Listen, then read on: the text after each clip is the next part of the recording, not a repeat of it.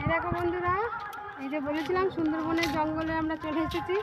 এই যে নদী দেখতে পাচ্ছ, এই নদীর ওপারে হচ্ছে সুন্দরবন।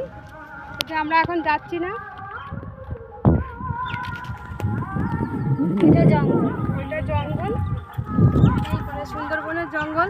ওখানে আমরা যাচ্ছি না, যেহেতু মানে মানে রিস্ক আছে ওখানে যাওয়ার আর কি, বাচ্চা কাচ্চা নিয়ে, তাই না আমরা যাচ্ছি না। এখানে বোট দাঁড়িয়ে রয়েছে, যাওয়ার ইচ্ছে হলে ওপারে যাওয়া যাবে, কিন্তু যেহেতু আমরা যাব না আজকের, এপার থেকেই ঘুরে বেড়াবো। চলো আমাদের সঙ্গে তোমরা দেখতে থাকো।